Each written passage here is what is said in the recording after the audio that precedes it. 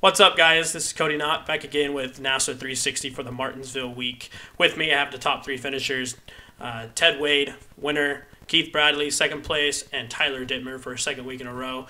Back again and third place for the second week in a row.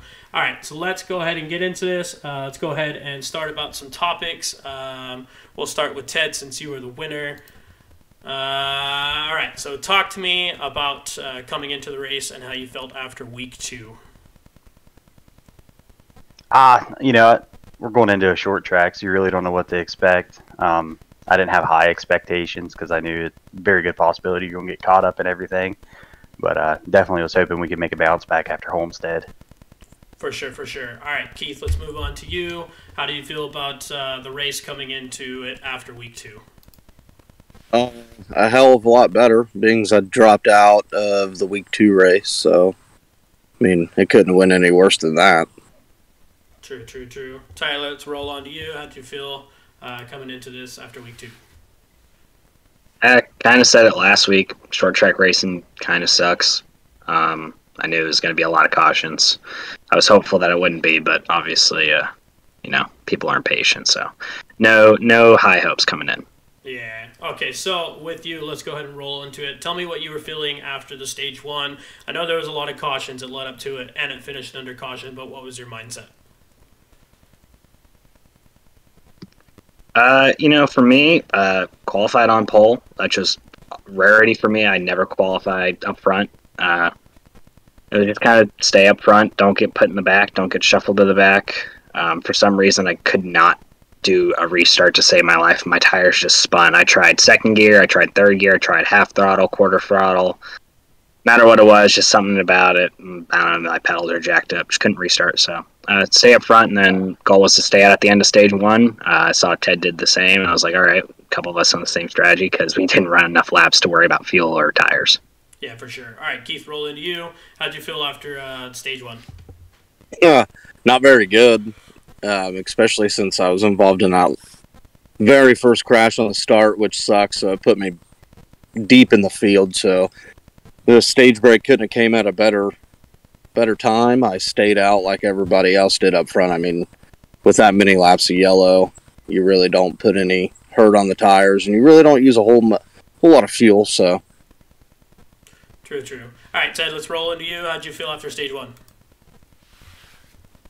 Oh, I felt pretty good, especially like Tyler said, we stayed out. I couldn't believe Brady pulled in the pits. It was like a gift. You knew once you got out front, it was hard to get around anybody with all the yellows. Oh, yeah, for sure. All right, so going ahead and start with you, Ted. Ted, rolling into stage two. Basically, it was caution after caution, but we did have that couple lap shootout for the stage winner. How did you feel about that? I felt pretty good. I didn't know. I think it was Taylor that was behind me on that one. Tyler or Taylor won, and I was a little worried. I thought one of them was going to get me there at the end, but just try to push and stay out front. I don't know, it was a little tricky. We didn't have enough green flag runs to really get a feel for the truck, so it was iffy if you got past 5 laps. True. Joey was dethroned as the 2-for-2 king on stage two. So, Keith, let's go ahead and roll on to you. How'd you feel after second stage? Did you make up any track position? How'd it go down? I felt pretty good, especially after staying out, because when you gain back all that track position, you have a better sense of how you're going to run. It was harder to get in a rhythm, because as soon as you'd get in a rhythm, we'd get a yellow, and then it'd bounce you out of the rhythm. So on the restarts, I was being super aggressive on making moves to gain more track position, which it kind of hurt at the same time because I had that front end damage, and I'm pretty sure I was down on horsepower, so I had to get everything I could get on the starts and restarts. So yeah, I think we ended up. I kind of feel like being down on horsepower a little bit at Martinsville is kind of a gift, too, because you don't have to worry about spinning those tires as easily as most drivers do on those restarts. Oh, absolutely. All right, so Tyler, let's go ahead and roll into you. How did you feel after that stage two? Go ahead. Well, I was kind of a little bit frustrated because I think Ted had like a mechanical issue or whatever and like stopped, and I got like pile drove into the back of, and I hit him, and I was going to have a perfectly clean race until then. And then stage 2, just kind of more of the same, right around up front. Keith got by me there at the end to get third, and I got fourth, I think, in that stage. But I then sped on pit road during that stage break, so I was kind of in a bad spot coming into the final stage. I think I was back in like 22nd or something, and I was like, yeah, just a rough situation to be in. Yeah. Okay. So, how do you guys feel about the amount of cautions throughout the race, and what was your strategy based around these cautions, just to see what track position we can get towards the end?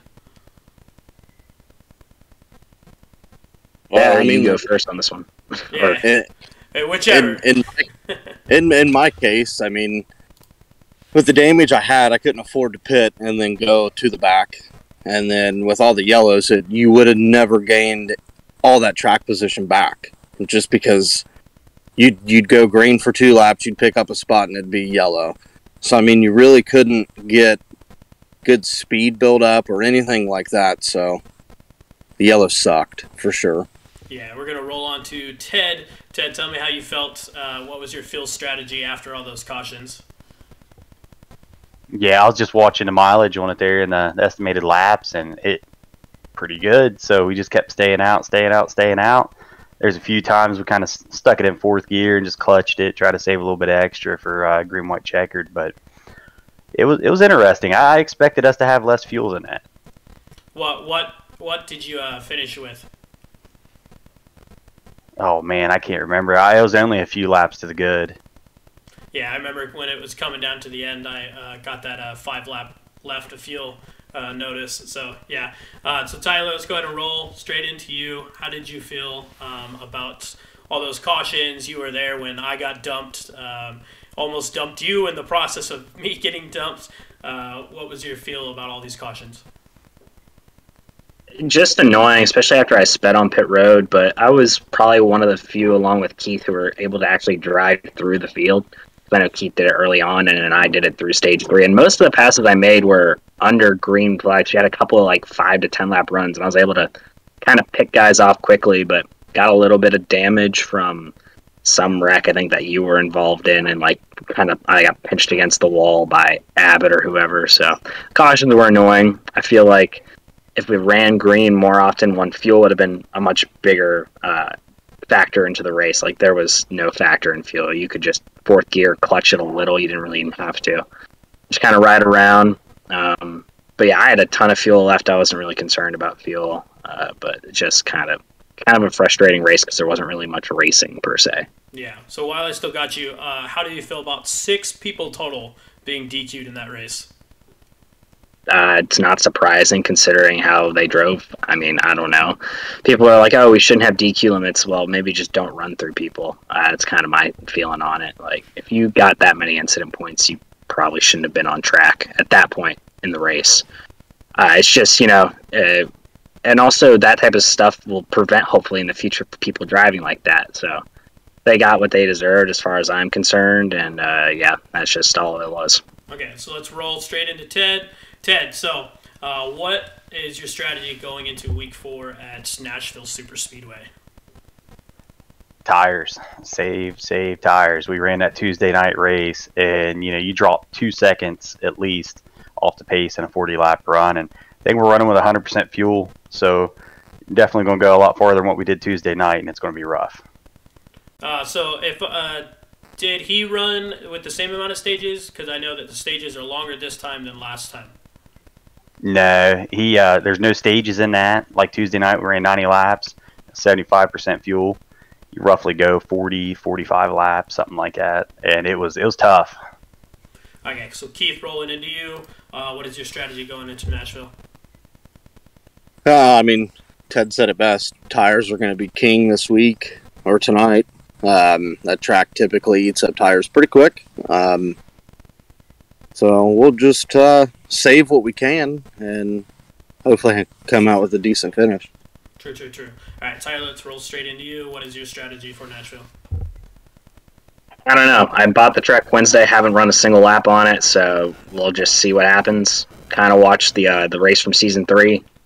Took what I could from that, but I think I have a couple strategies for qualifying. I want to be up front. I don't want to be in the middle or the back where you can get ruined by someone who doesn't know how to slow down in the corner properly. So But yeah, if the guys are saying tires, then tires are going to be king. I kind of messed it up first stage at Miami, but learned how to save tires in the second stage because I just don't practice at all.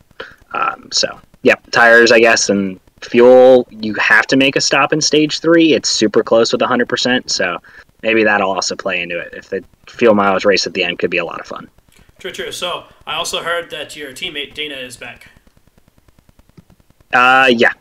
As far as I know, he is coming back. He's still subject to the penalties he had before. It's not like anything's changed by him coming back, so he should be back in the field tonight. It's nice to have a fourth guy, especially after we went 3-4-5 at Martinsville. We could have had maybe another top 10 or points finish. Probably would be like second or third in the team points, which I know is a big deal for those guys, and it's good for me to help out a team that probably wasn't a factor in the team point last season, and putting them up near the front. Yeah. All right, so with that, guys, I appreciate you guys for coming out. Let's roll straight into this. So go ahead, Tyler, give a shout-out to anyone you want to thank that makes this happen for you. Yeah, obviously all the league sponsors. Actually got a Pulse Popper Pull Award, so that was kind of cool. Thought I'd never get one of those. Obviously everyone else who's on board, Butt Kicker, Starbase Comics, Triple M Pulling, NASRA 360, you guys here, Racecraft. And then obviously my family, my fiance for letting me give up the Friday nights, as I said last week. He's a hero in all of it. And then my dad, who pretty big supporter and always kind of watching the races on YouTube. So yeah, just all those guys, and I appreciate you guys for coming out and racing with good drivers like Keith and Ted. Really makes the series fun. Yeah. All right, Keith, let's roll straight into you. Go ahead and give a shout-out to anybody that makes this happen for you. Oh, just everybody behind NASRA. Them guys, everybody over involved with Triple M Pulling, NASRA 360, Racecraft, all of my sponsors, Dan's Top Notch Heating and Cooling, Bruzy Racewear, Over the Top Designs, and everybody that takes their time out of a Friday night to come run with us, and the people that watch it. Yeah, for sure. All right, so let's go ahead and roll into last but not least, the winner of Martinsville, Ted Wade. Go ahead and give a shout-out. What makes this happen for you? Yeah, man. It's like a shout out to everybody at NASRA. Like Keith said it best, man. You guys over here at 360, Triple M Pulling, Racecraft TV, Upfront Motorsports for sure. If it wasn't for like Keith, Chris, and our new teammate here, Jason, we're all working together pretty good. Hopefully, put together a decent season. Dan's Top Notch Heating and Cooling just hopped on with us this year, trying to put him up there. Bruzy Racewear, Racer Apparel, all great guys, and John Hedrick definitely too at Over the Top Designs. If it wasn't for him, we wouldn't be here. All right. With that, guys, thanks for coming out to NASRA 360 Martinsville, Pulse Poppers 175 week. Stay tuned for Nashville Super Speedway, the Starbase Comics 200. Let's go ahead and finish this off with a bang. Thank you, guys. Enjoy the rest of your night. Thank you.